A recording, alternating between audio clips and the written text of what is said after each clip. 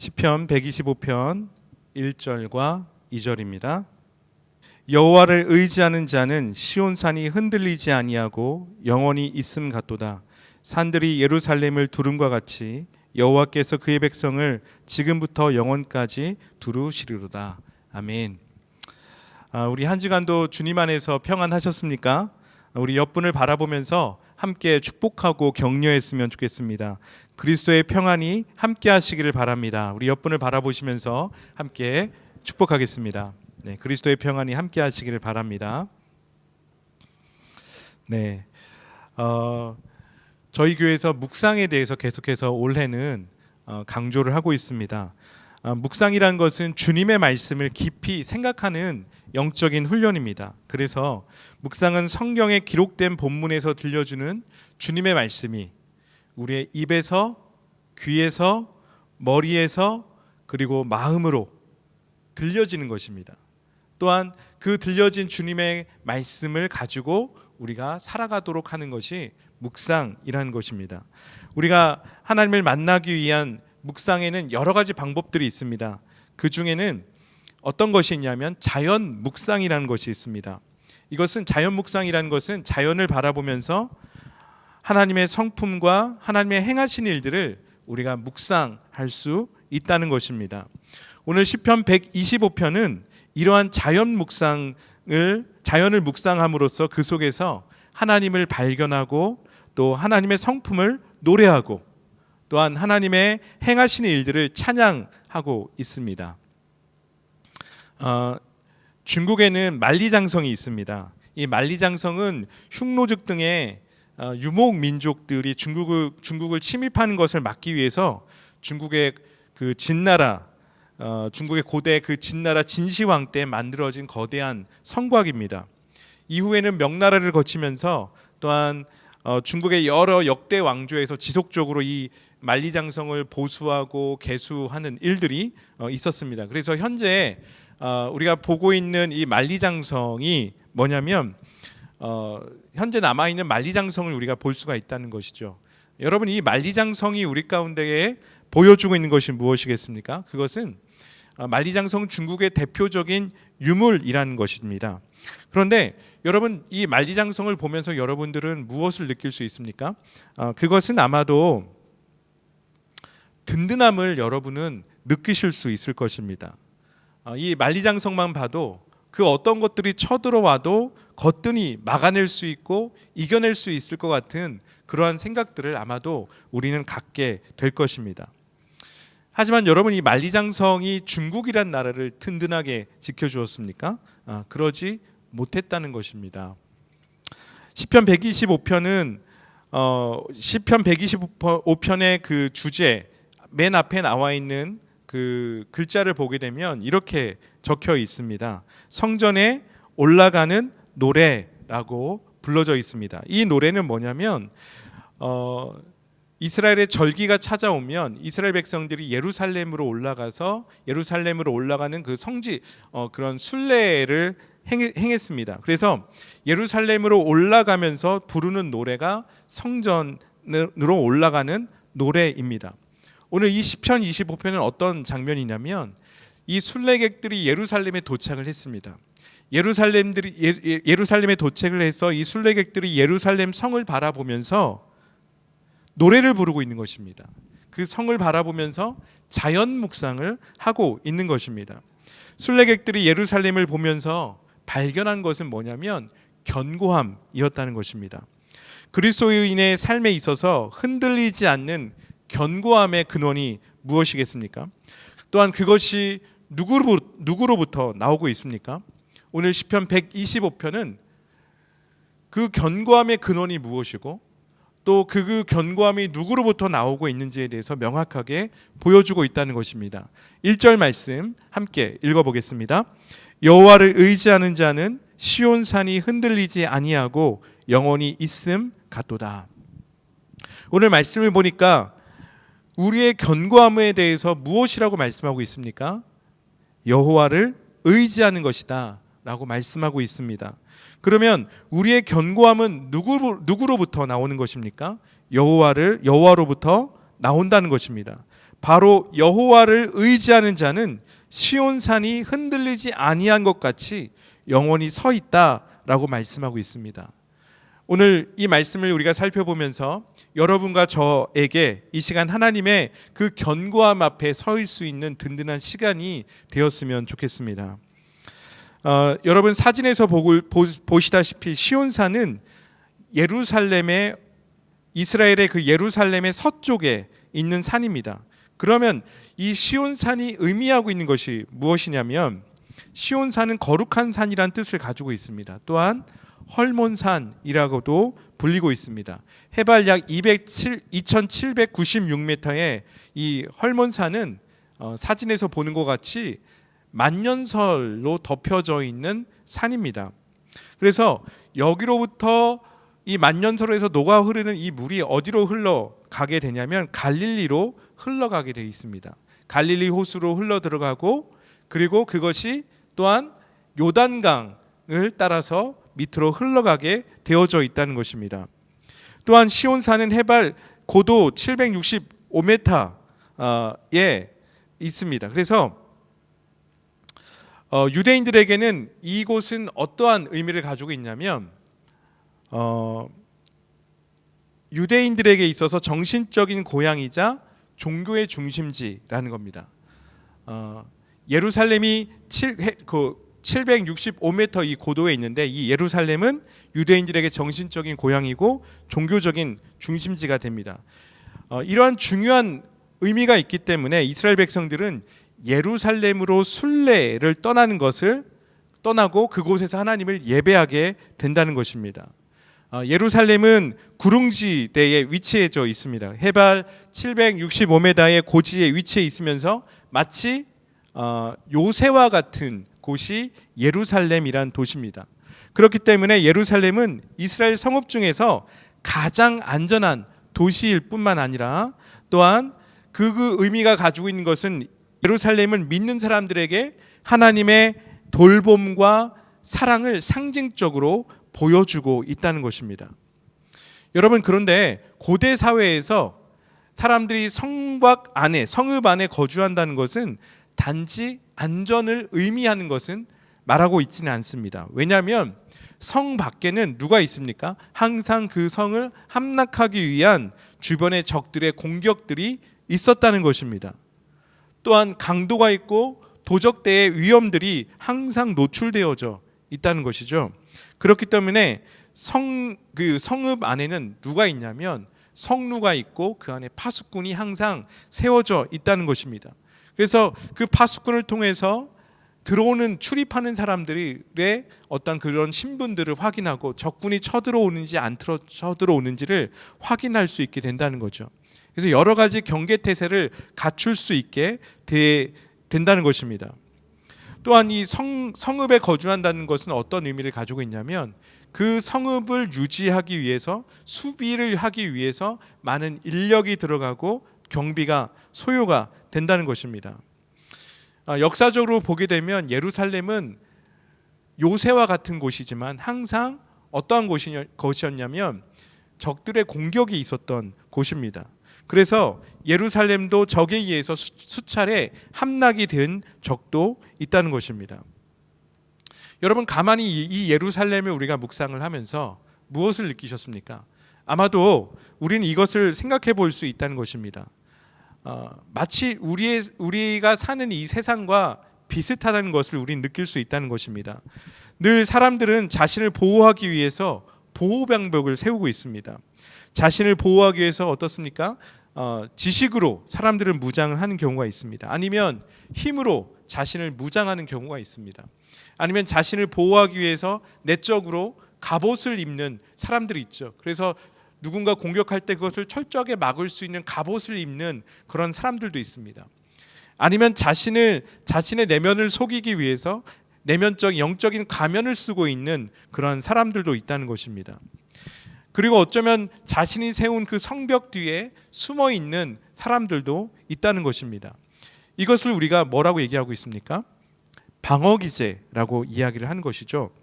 그래서 남에게 자신의 약점이 드러나는 것을 원치 않습니다. 그리고 자신에게 피해가 오는 것을 원치 않습니다. 어떠한 나쁜 일들이 벌어졌을 때 그것을 늘 남의 탓으로 하거나 다른 사람에게 잘못의 원인을 돌리는 경우가 종종 있다는 것입니다. 이것이 우리가 살아가는 삶의 모습이라는 것입니다. 어쩌면 우리는 방어 기제를 발휘를 하면서 살아가고 있을지 모르겠습니다. 이러한 세상의 흐름 속에서 우리 믿음의 사람들은 어떻게 해야 하겠습니까? 우리 믿는 사람들에게도 보호가 필요하다는 것입니다. 우리 믿는 사람들에게도 안전감을 누릴 수 있는 것들이 필요하다는 것입니다. 그렇다면 우리 믿는 사람들의 안전과 보호가 무엇이겠습니까? 우리 믿는 사람들의 안전과 보호는 어디로부터 오는 것이겠습니까? 2절 말씀을 보겠습니다.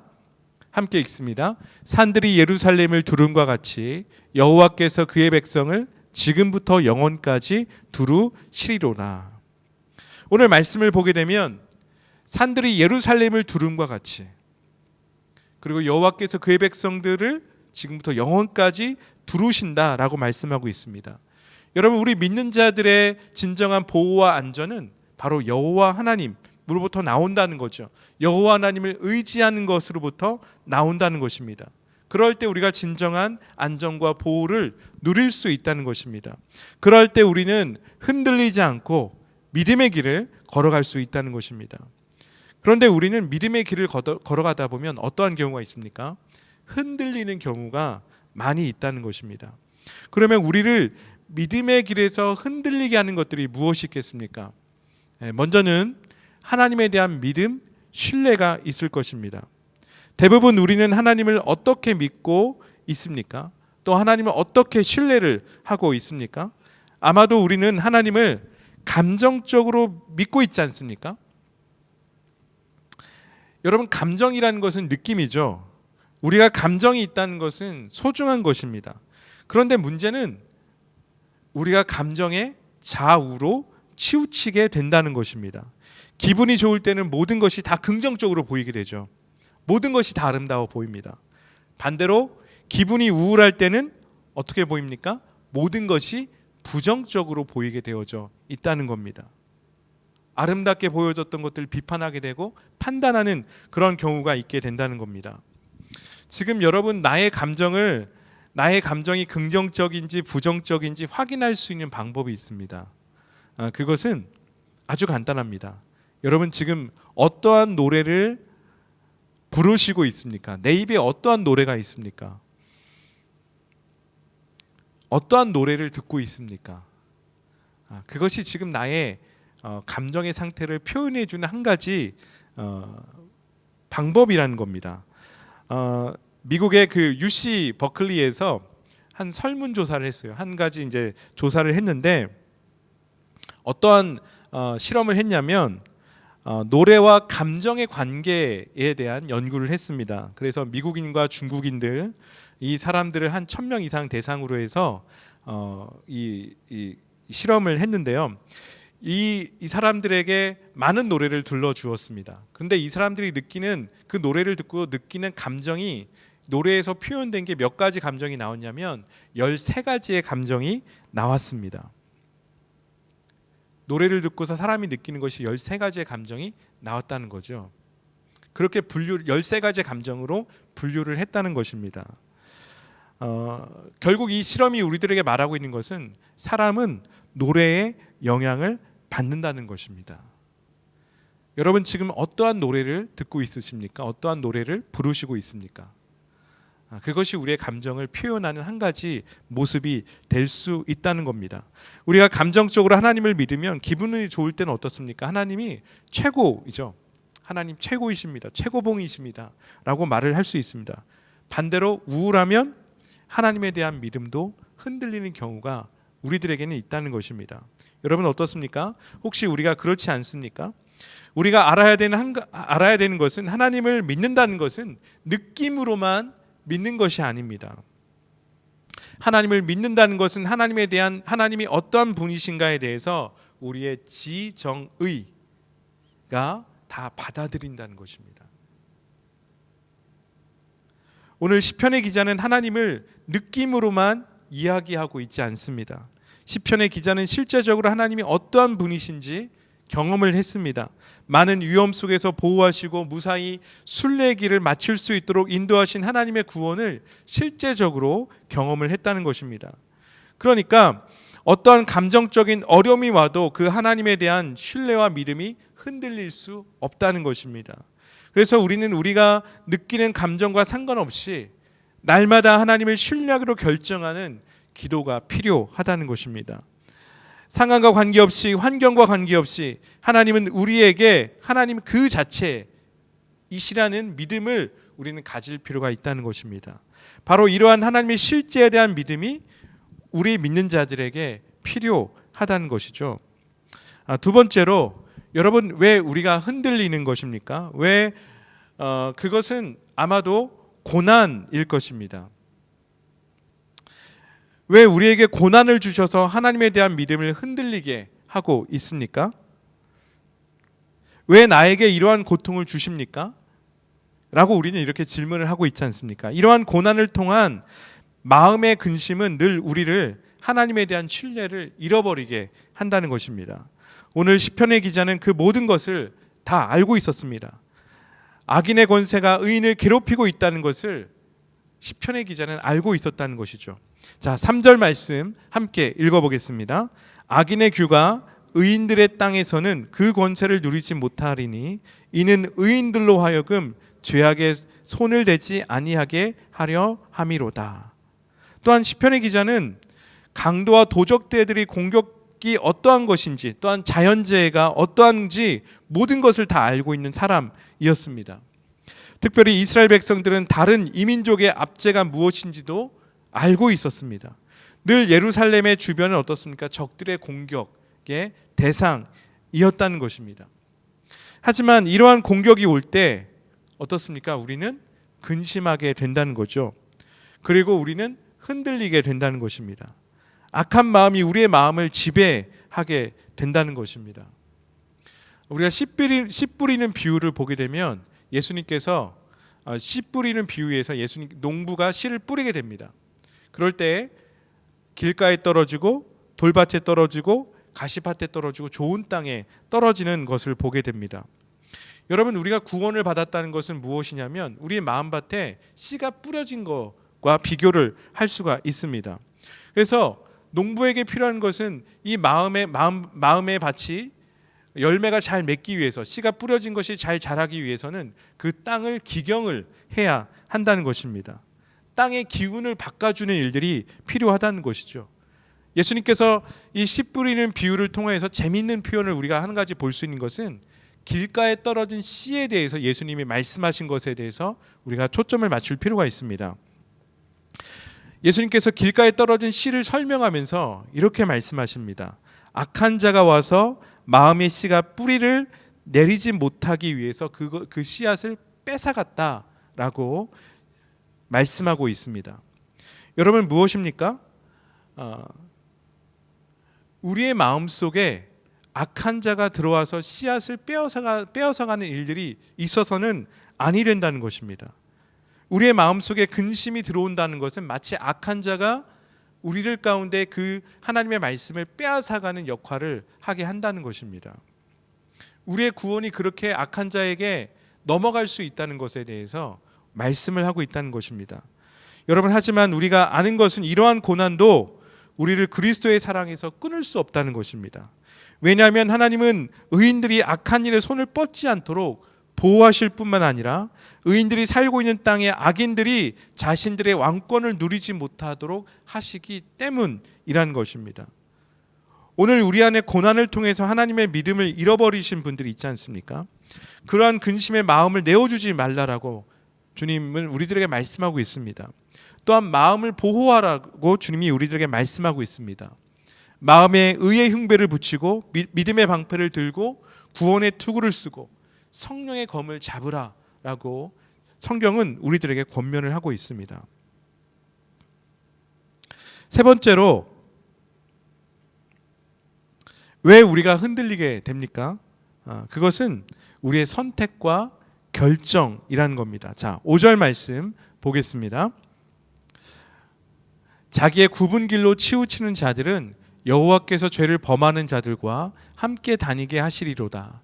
이스라엘에게는 평강이 있을지어다. 오늘 자기의 굽은 길로 치우치는 자들이란 뜻은 뭐냐면 그릇된 길로 벗어나는 자들이란 뜻입니다. 이들은 고난과 상황과 환경 속에서 스스로가 하나님을 떠나기로 선택하고 결정한 것입니다. 때로는 상황과 환경과 타협한 것입니다. 늘 믿음의 생활은 늘 쉽지 않다는 것입니다. 늘 우리들에게 어떠한 고난이 오고 고통이 온다고 했을 때 여러분 우리의 고난과 고통을 악한 자에게 내주시지 않으시기를 바랍니다. 악한 자가 우리가 가지고 있는 그 고난과 고통을 이용하지 않도록 하시기를 바랍니다. 우리가 세상 속에서 믿음을 지켜간다는 것은 그러한 고난과 여러 가지 어떤 악한 일들을 만날 때에 여러 가지 환경을 만날 때에 우리가 믿음을 지켜간다는 것은 그것 가운데서 우리가 결정과 선택을 어떻게 하느냐에 달려 있다는 것입니다. 만약에 우리가 그러한 것들을 만날 때에 우리가 하나님에 대한 믿음이 없다면 당연히 우리는 흔들릴 수밖에 없다는 것입니다. 특별히 고난 속에서 우리가 낙담할 때 더욱더 그러할 것입니다. 아니면 사람에 대한 실망을 느낄 때도 더욱더 그러할 수 있다는 것입니다. 이러한 것의 원인은 하나님으로부터 나오는 것이 아니라는 거죠. 이러한 낙담과 실망은 주위의 환경과 상황으로부터 주어지는 것입니다. 오늘 우리 믿는 자들이 하나님을 따라가면서 분명히 해야 되는 것은 어떠한 나의 지식, 도덕성, 자신감 아니면 경제력, 지위, 권력을 의지하는 것이 아니라 여러분 이러한 것들은 상황이고 환경이라는 겁니다. 이러한 것들은 이러한 상황과 환경은 우리들에게 주어질 수도 있고 또 어느 순간 없어질 수도 있다는 것입니다.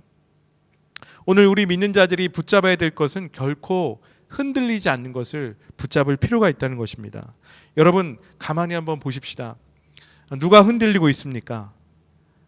하나님을 향해서 하나님은 우리를 향해서 결코 흔들림이 없으신 분이라는 겁니다.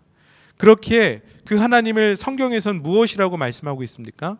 신실하신 하나님이다 라고 말씀하고 있습니다. 그러면 누가 흔들리고 있습니까? 이 믿음의 길을 걸어가면서 누가 흔들리고 있습니까? 그것은 바로 이스라엘 백성들이 흔들렸고 그 이스라엘 백성들이 누구입니까? 바로 우리 자신이라는 거예요. 우리가 믿음의 길을 걸어가면서 상황과 환경에 흔들리는 그 사람들은 바로 우리 자신이라는 것을 기억할 필요가 있다는 것입니다. 우리가 여호와를 의지할 때 우리는 흔들리지 않는다는 것입니다. 그렇기 때문에 성경은 하나님은 우리의 견고한 반석이다라고 말씀하고 있습니다. 흔들리지 않는 반석이다라고 말씀하고 있습니다. 그렇게 시편의 기자들은 하나님을 찬양하길 여호와는 우리의 반석이시다, 요새시다, 피난처이시다 라고 노래를 하고 있다는 것입니다. 그리고 우리들에게 주의 날개 아래 거하라고 시편의 기자들은 우리들에게 권면하고 있다는 것입니다. 분명 우리의 삶에는 많은 어려움들이 있습니다. 하지만 그러한 것들은 우리들에게 상황이고 환경일 뿐이라는 겁니다. 우리가 그리스도인이 된다는 것은, 우리가 믿음의 사람이 된다는 것은 그러한 상황과 환경을 의지하는 것이 아니라 그러한 상황과 환경에 흔들리는 것이 아니라는 것입니다. 오늘 시편의 기자는 우리를 안전하게 하는 것은 누구인가에 대해서 명확하게 말씀하고 있습니다. 우리가 어디로부터 안정감을 누릴 수 있는가에 대해서 시편의 기자는 노래하고 있습니다. 다시 1절과 2절에 있는 말씀을 읽어보겠습니다. 여호와를 의지하는 자는 시온산이 흔들리지 아니하고 영원히 있음 같도다. 산들이 예루살렘을 두름과 같이 여호와께서 그의 백성을 지금부터 영원까지 두루시리로다. 오늘 말씀을 보니까 시편의 기자는 여호와를 의지하는 자는 흔들리지 않는다, 영원히 있음과 같다라고 말씀하고 있습니다. 산들이 예루살렘을 두름과 같이 안전할 수 있다라고 말씀하고 있습니다. 여호와를 의지하는 것입니다. 우리는 여호와를 의지하는 자가 되어야 한다는 것입니다. 그럴 때 우리가 영원한 생명을 누릴 수 있다는 거죠. 그렇다면 그것의 결과가 무엇입니까? 우리가 여호와를 의지할 때의 결과가 무엇입니까? 자, 3절 말씀 다시 한번 읽습니다. 악인의 규가 의인의 땅에서는 그 권세를 누리지 못하리니 이는 의인들로 하여금 죄악에 손을 대지 아니함이로다. 하나님의 보호하심이 있다는 것입니다. 악한 자의 그 영향력이 우리를 무기력하게 만들지 못하겠다라고 말씀하고 있다는 것입니다. 자, 5절 끝에 있는 말씀을 또한 보겠습니다. 이스라엘에게는 평강이 있을지어다. 여호와를 의지하는 자의 결과가 무엇입니까? 그것은 평강이라는 것입니다. 평강은 무엇입니까? 그것은 완전하게 채워진 상태입니다. 부족함이 없는 상태입니다. 그러니까 우리가 흔들릴 수 없다는 거죠. 어떤 부족함도 우리는 가질 수 없다는 것입니다. 그래서 시편의 기자는 또한 이렇게 노래합니다. 시편 23편 말씀을 보면 원수의 목전에서 상을 베푸신다라고 말씀하고 있습니다. 예수님께서는 제자들에게 무엇이라고 말씀하셨습니까? 내가 너희를 양을 이리떼에 보낸과 같다라고 말씀하고 있습니다. 원수의 목전에서 상을 베푼다. 그만큼 우리가 여호와를 의지할 때 우리가 안전할 수 있다는 것을 말하고 있다는 것입니다.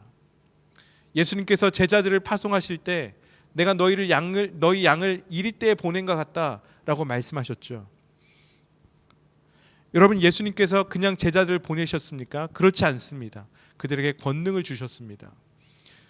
그들이 흔들리지 않을 만한 권세를 주셨다는 것입니다. 여호와를 의지하는 자는 평강을 누린다는 것입니다. 흔들림이 없는 삶을 살게 된다는 것입니다.